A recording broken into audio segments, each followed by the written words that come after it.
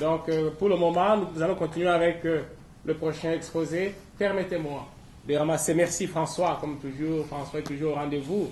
Et vous avez parfaitement posé le décor. Hein? Même en vous écoutant, on a préparé des choses, mais rassurez-vous, hein, vous avez vraiment inscrit, vous avez impulsé l'esprit qui va nous amener vraiment à dire des choses d'après ce que vous avez déjà dit, pour enfoncer le clou, pour mettre l'emphase sur cette question. Le Dieu de la Bible, c'est un Dieu qui libère. De bout en bout. C'est un message, c'est un livre de la libération où Dieu retrousse les manches et il s'engage dans le combat. Et dans l'Ancien Testament, et Dieu refait la même chose avec Jésus-Christ pour nous libérer du péché, de l'éloignement de Dieu, pour montrer, et c'est fort François, là vous avez ramassé la théologie chrétienne, c'est un message de grâce. Jean, Yohanan, Dieu fait grâce, c'est gratuit, c'est pas payant. Et ça c'est un message pour toutes les églises. Il faut bien que nous payions le chauffage en hiver, mais c'est là le problème. On a beau critiquer les catholiques, mais on ne s'improvise pas prêtre comme vous êtes là, sans faire au moins 10 ans de travail et puis d'études. Et ça le problème, je ne vais pas en dire plus. On n'a qu'à voir les pays africains, 60 ans de la post-colonie. Eh bien, j'ai travaillé dans mes... En tout cas, si on est honnête, le bilan est catastrophique. Hein, c'est un désastre. Hein? Et pourtant, quand vous allez en Afrique aujourd'hui, vous n'allez pas dormir. J'ai été l'an passé à dire les gens prient du matin au soir. Donc c'est le travail des gens. Tout le monde est pasteur, par exemple chez nous au Congo. En fait, c'est du business. C'est ça. Mais, alors, on peut poser une question. Hein? Je termine par là pour ramasser votre intervention. C'est Saint Augustin qui me vient à l'esprit. Dieu qui nous a créés sans nous ne peut pas nous sauver sans nous. C'est ça. Ça, c'est un message pour les Africains. Parce que Dieu ne va pas faire les routes, les bibliothèques, les livres, il faut bien les écrire et puis il faut qu'on les lise. Il y a un problème de lecture. Combien de temps on a parlé dans ce centre? Hein? Et en vivant ici à l'Occident, ce n'est pas avec l'analphabétisme qu'on va s'inscrire par le haut. Ce n'est pas possible. C'est des sociétés vieilles, avant Jésus-Christ, 2000 ans, depuis Platon, qui maîtrisent les savoirs, qui les mettent par écrit pour transformer la société. Et ce n'est pas en disant que Dieu ne va pas venir faire les routes et construire les universités en Afrique. Merci beaucoup François, et merci pour vraiment avoir planté le décor et imprimé un esprit qui va vraiment nous guider dans la suite. Deuxième intervenante, alors nous passons à la deuxième conférence. Merci. Et nous passons à la conférence de Mme Isabelle Frappier, dont le titre est Évangélisation et mission. Vivre en cohérence avec sa foi professée. Évangélisation et mission. Vivre en cohérence avec sa foi professée. Isabelle Frappier est québécoise de naissance. Elle vit en Ontario depuis plus de 30 ans. Elle est membre actif du Cercle Cadre et soutient sa mission, aussi bien sur le plan intellectuel que matériel. Elle est nouvellement retraitée depuis 4 mois de la fonction publique du Canada. Elle a fait ses études à l'Université d'Ottawa en mathématiques. Elle a aussi fait ses études en comptabilité et elle est membre de l'association CGA de l'Ontario. Isabelle est choriste dans la chorale Lisanga de la communauté congolaise Bondeko d'Ottawa-Gatineau depuis bientôt 9 ans. Elle est bénévole dans diverses communautés. Elle s'intéresse beaucoup à la philosophie et à l'histoire des francophones du Canada. Alors, sous vos applaudissements, nous allons accueillir Isabelle Frappier qui nous parlera de évangélisation et mission, vivre en cohérence avec sa foi professée. Merci. Alors, Dieu et l'Afrique, j'ai commencé par me poser la question ici. Je trouvais le titre intéressant. Je me suis demandé de quel Dieu est-ce qu'on parle ici. Dans ma foi, Dieu est unique. Il y en a seulement un. Pour moi, il n'y a pas de Dieu africain, comme il n'y a pas de Dieu occidental ou oriental. Nous n'avons qu'un Dieu, c'est lui qui nous a créés. Il nous a créés à son image.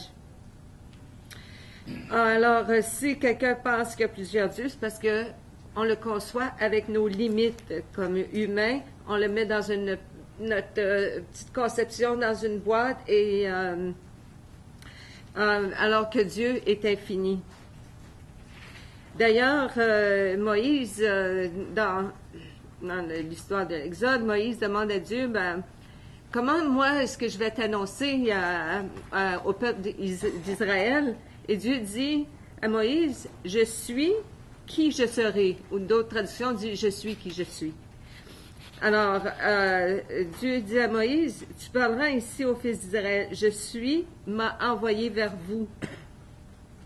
Comment le définir autrement que le je suis? Nous sommes des humains, nous sommes finis et il est trop grand pour être capable de le définir. Alors, dès le point de départ, moi, je dis que j'affirme que ce soit ici ou ailleurs, c'est le même Dieu qu'on parle, c'est le Dieu de Jésus-Christ, c'est le Dieu d'Abraham et de Jacob. Cependant, le Dieu qu'on parle, il agit dans un milieu donné, dans une époque donnée et à travers l'humain. Alors, il se manifeste de différentes façons en Afrique ou en Occident ou en Amérique du Sud.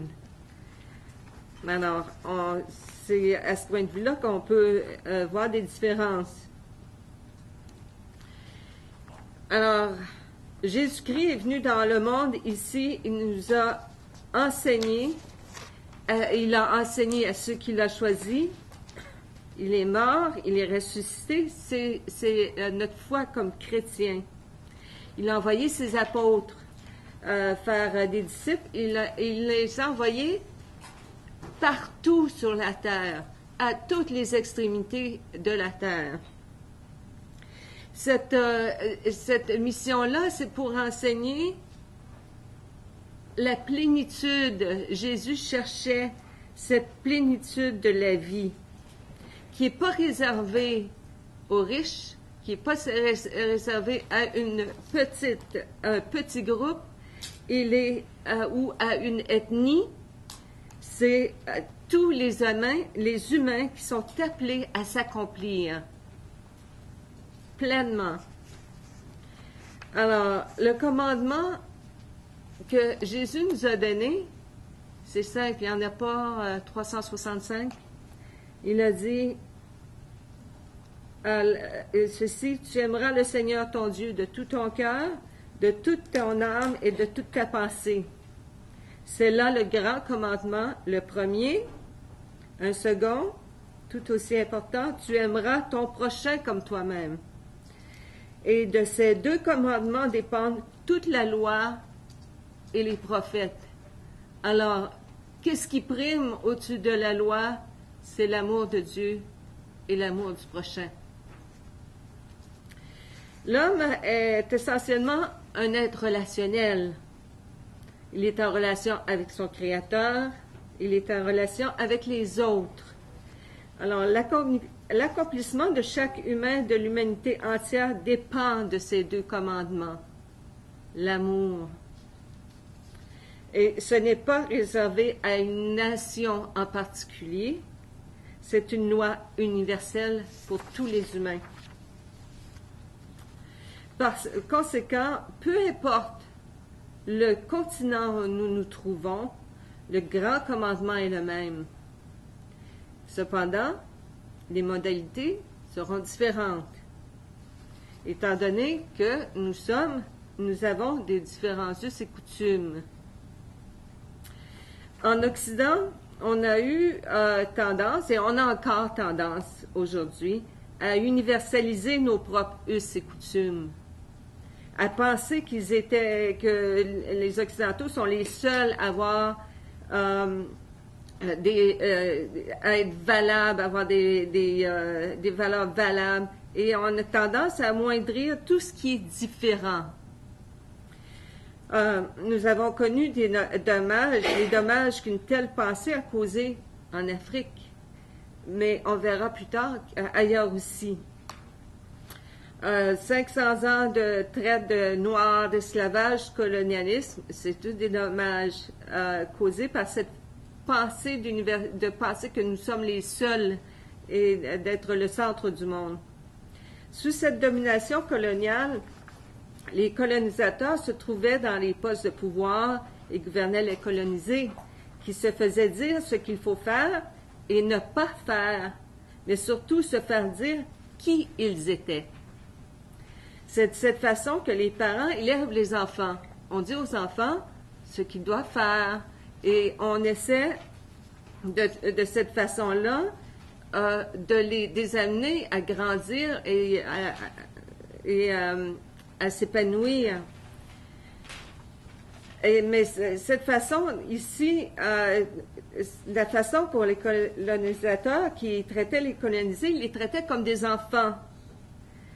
Donc la différence entre les colonisateurs et les parents est que les parents éduquent les enfants pour qu'ils grandissent, pour qu'ils s'épanouissent, pour qu'ils s'émancipent, qu'ils soient heureux. Les colonisateurs veulent maintenir les colonisés dans son statut d'enfant, sans beaucoup de droits et incapables de prendre des décisions en vue de garder son pouvoir de domination. Donc, en me basant sur l'expérience de Madeleine Delbrel à Ivry, qui était une ville communiste en France au milieu ouvrier et pauvre, je veux parler de l'évangélisation et de la mission, et je pourrais peut-être dire la mission de l'évangélisation, c'est-à-dire répandre la parole de l'Évangile et la bonne nouvelle qu'il contient. La bonne nouvelle, Jésus est venu pour épanouir le peuple. Et je ferai par la suite un lien avec l'Afrique et ce que certains théologiens pensent de la théologie qu'ils ont développée, une théologie africaine. Donc, Madeleine Delbrel, dans son exemple, Madeleine Delbrel est venue au monde en 1904. Et elle s'est convertie au catholicisme, elle avait 20 ans. Madeleine Delbrel s'était engagée dans le scoutisme à partir de 1926. Alors, elle avait 22 ans et ça, c'est après sa conversion. Mais par avant, Madeleine Delbrel avait grandi dans le catholicisme. Mais à l'adolescence, elle a passé à travers une période de doute, une période noire. Et elle a même écrit un livre qui était Dieu est mort, vive la mort. Et c'était un livre qui parlait elle était athée à cette époque-là. Donc, à 20 ans, elle se convertit. Et en 1926, elle entre dans le scoutisme et avec son influence et les autres cheftaines dans le scoutisme, vous savez que c'est un mouvement catholique, elle et les autres cheftaines, en plus des réunions avec les jeunes, rendaient visite à des personnes pauvres et isolées auxquelles elles apportent un peu de joie, de présence. Elle s'engage aussi dans une formation chrétienne en apprenant à lire la Bible. Les cheftaines scouts apprenaient à lire la Bible. On parle de 1926. Moi, j'ai été dans le mouvement scout et je vous dis que ça, c'est exceptionnel, par contre. Mais ça faisait partie du cheminement de Madeleine Delbrel. Elle s'installe en 1933 à Ivry. Et elle dit qu'elle s'est installée à Ivry pour vivre l'Évangile et être au service des paroisses et des pauvres. Il faut comprendre que Ivry est dans la banlieue de Paris et ils appelaient ça la bande rouge. Il y avait le communisme dominait. Et à cette époque, Ivry était aussi marqué par des problèmes sociaux, économiques assez sérieux. c'était la misère et le sous-développement qui dominait dans cette banlieue, à Ivry. Alors, je vous fais remarquer que la situation à Ivry, à cette époque de pauvreté, était similaire à ce qu'on peut voir en Afrique, dans le sens que c'était un milieu différent du reste de la France. C'était un milieu qui avait été délaissé par le parti qui était par le reste de la France parce qu'il était marxiste et donc justement délaissé par la partie qui était la partie dominante. Madeleine Delbrel, elle termine ses études d'assistante sociale en 1936. Dans ses mots, elle dit qu'elle a fait à tout hasard des études en travail social. Pour elle, le service social et charité sont indissociables. Travail social, travailler avec les pauvres, charité indissociable. Il ne suffit pas d'être compétent et organisé. La charité est l'âme du vrai service social.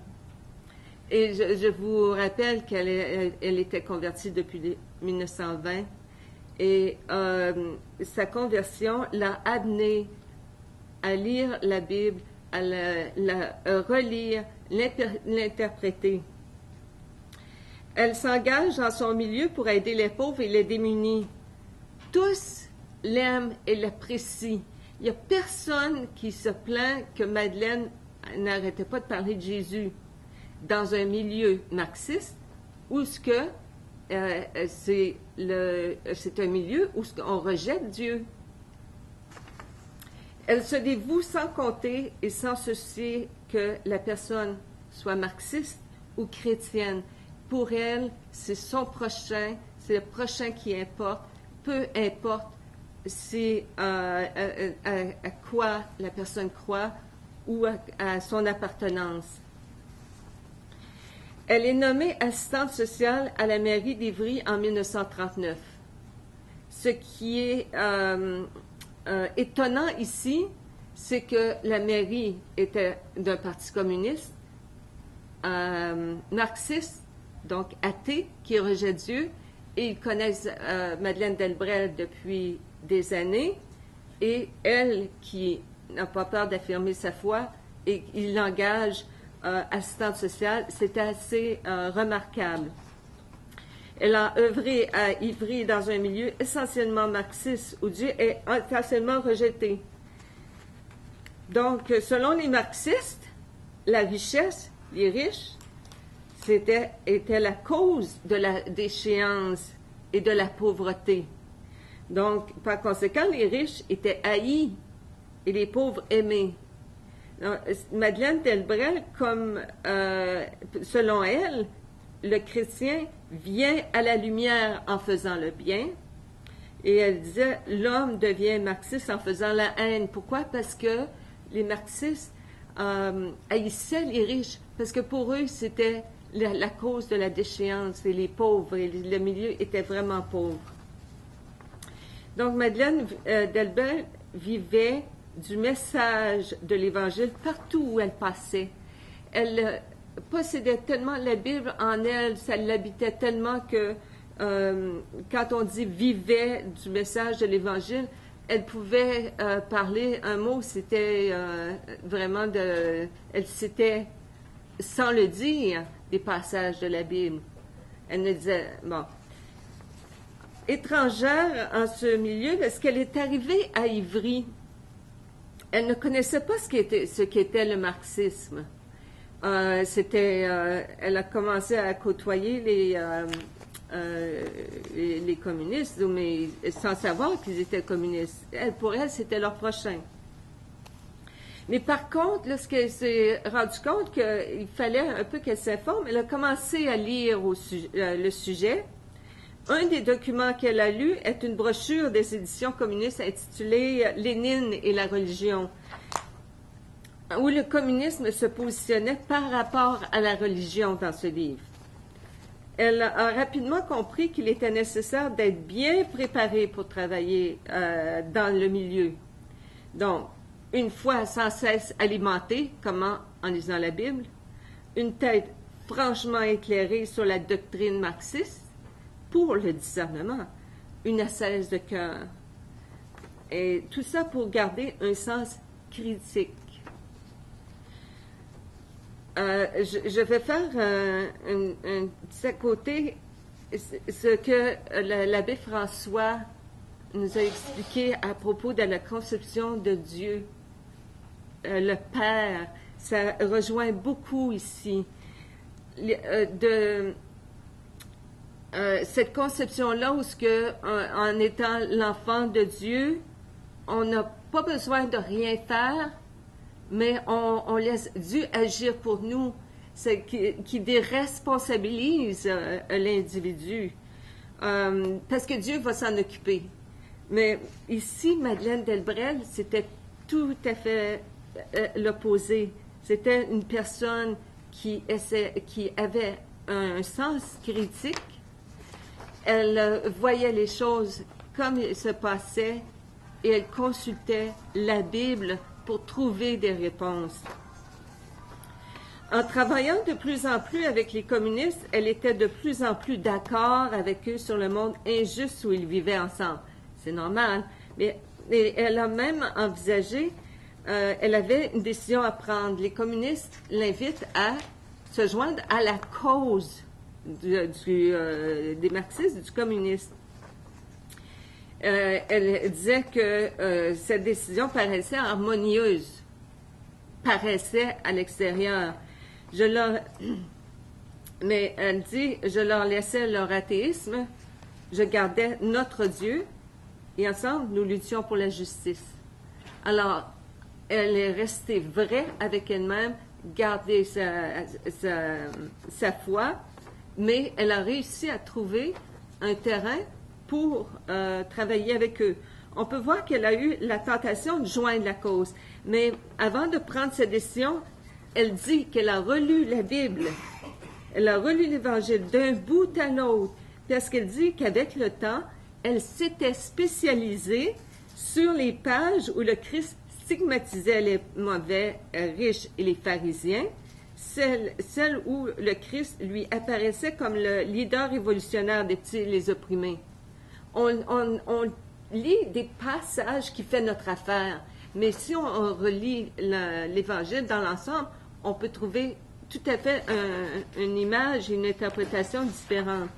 Donc, elle dit que c'est par souci d'honnêteté qu'elle a entrepris une relecture complète de l'Évangile. C'est à la lumière de cette relecture qu'elle décide de continuer avec les marxistes. Mais par contre, elle n'a jamais abandonné sa critique, son sens critique envers les marxistes. Donc, elle ne s'est pas jointe aux marxistes à cause de l'enseignement de Jésus. Le grand commandement de Dieu est du prochain. Même les riches sont notre prochain. Et elle a fouillé de fond en comble l'Évangile pour trouver un endroit où la violence était souhaitable pour le bien. Et elle n'en a trouvé aucun. La patience et l'amour sont les réponses. Donc, ces exemples que je vous cite ici montrent qu'on ne limite pas Dieu aux églises, mais que Dieu est présent dans toutes les sphères de la vie.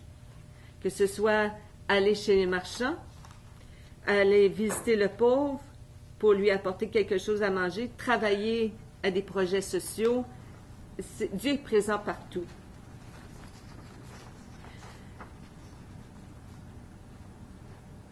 Donc, Madeleine Delbrel, dans une conférence à des jeunes, quelques mois avant sa mort, elle dit que à toutes les fois qu'on lui demandait sa participation, elle prenait le temps de réfléchir et de prier. Elle n'a jamais répondu dès qu'elle a eu la question. Et ce n'est qu'après une mûre réflexion qu'elle donnait sa réponse. Lorsqu'elle refusait, elle donnait toujours la raison est toujours basé sur la parole du Christ. Donc, il faut se donner le temps de discerner.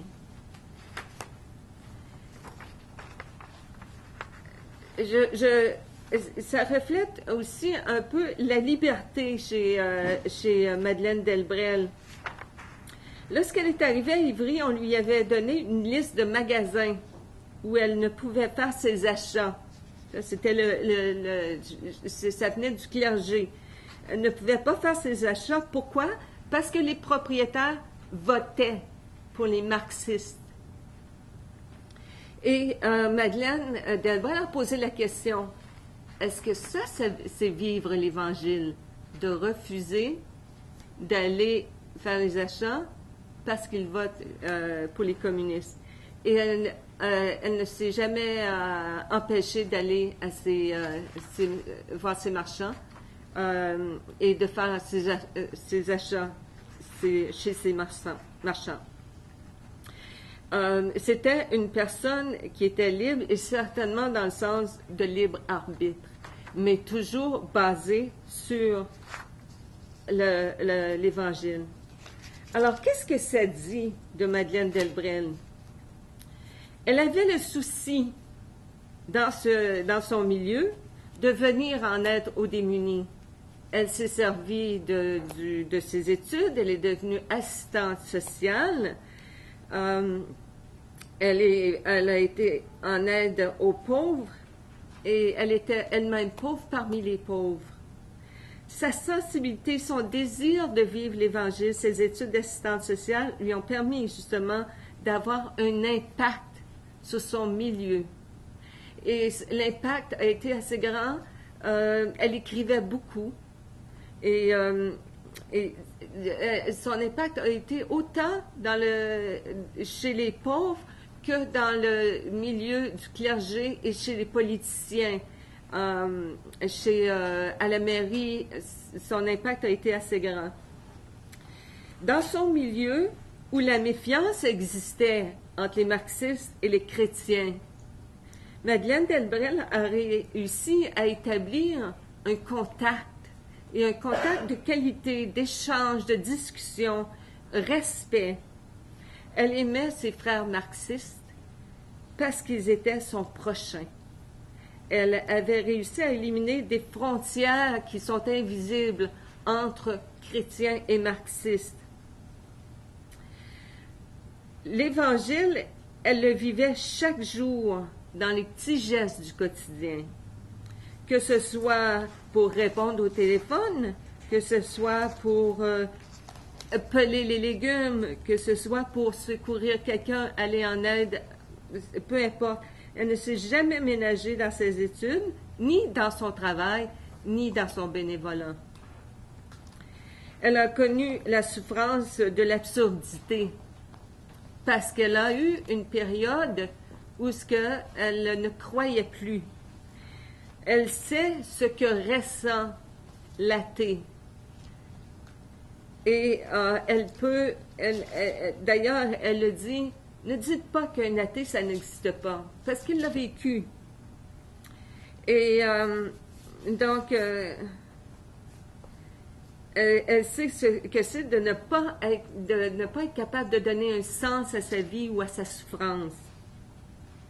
Elle a connu cette tentation de se rallier au marxisme et elle a été capable de discerner, basée sur ses croyances, de savoir ne se joindre, mais par contre d'être capable de discerner, de choisir. Donc, je vais faire un petit saut en Afrique. Ici, en Afrique, il y a aussi des personnes comme Madeleine Delbrel. Il y en a. Il y a des personnes qui œuvrent pour la justice sociale. Et moi, je ne veux pas rentrer dans les débats politiques. Ce que je veux montrer, c'est que le pouvoir des actions d'une personne peut avoir un impact sur la conscience sociale et des individus doivent se prendre en main. Madeleine Delbrel a été une personne qui ne s'est pas laissée influencer par son milieu pour s'intégrer. Elle est restée intègre avec elle-même et a réussi à faire un impact sur son milieu tout en restant et en gardant sa foi. Alors, il y a aussi, je voulais parler un peu des certains théologiens africains. J'ai pas beaucoup de temps, là, mais on parle de différentes théologies, dont une qui est reconstruire. Et la reconstruction, c'est à la fois la transformation sociopolitique, mais aussi une reconstruction globale des sociétés. Et ce qu'on a besoin, en partie, non seulement le clergé qui doit s'impliquer pour reconstruire cette Afrique qui a beaucoup de difficultés, mais aussi les individus doivent aussi se prendre en main. Alors, donc c'est nécessaire. On en connaît, et je vais simplement citer un exemple de lorsque Monseigneur Desmond Tutu est allé au Rwanda en 1995.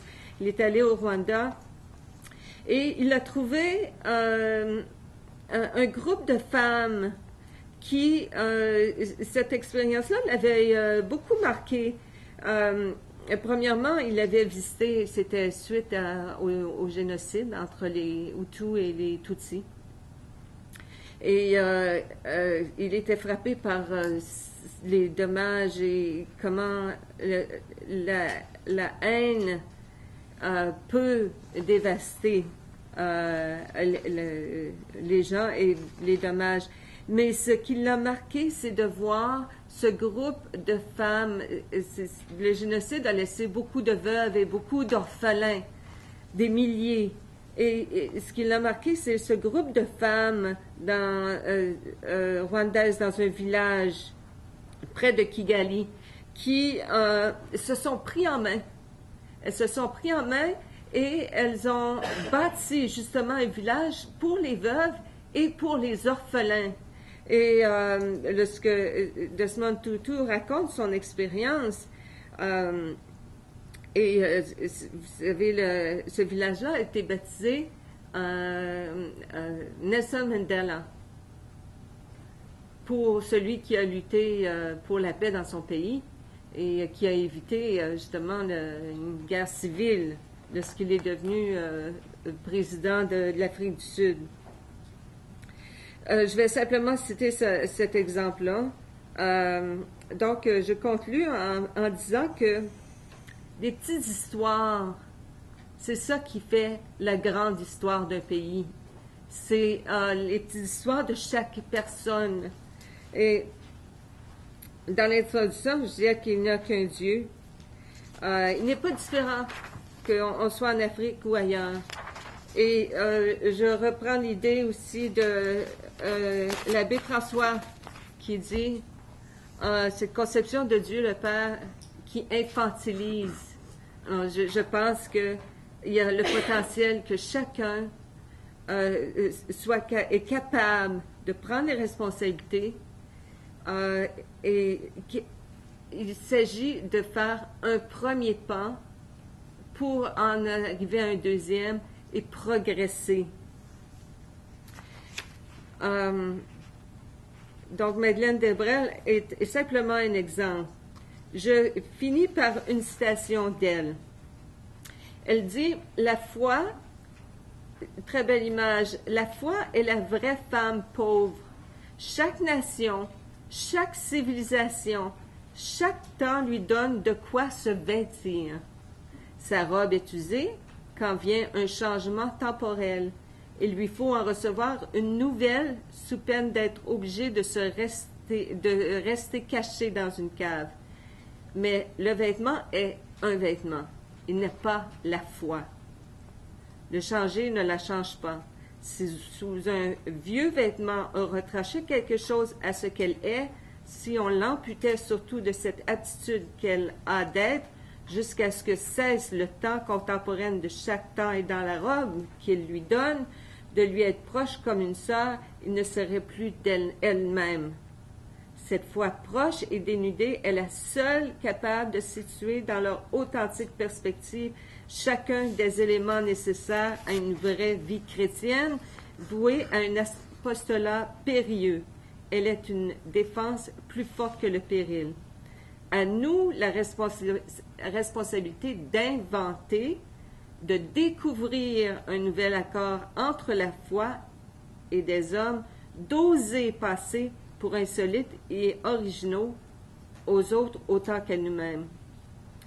Donc, Madeleine Delbrel a très bien exprimé cette constance de la foi dans le temps, mais que sa couleur peut changer avec l'époque, la civilisation et la culture, mais il faut rester fidèle et intègre à sa foi. Merci.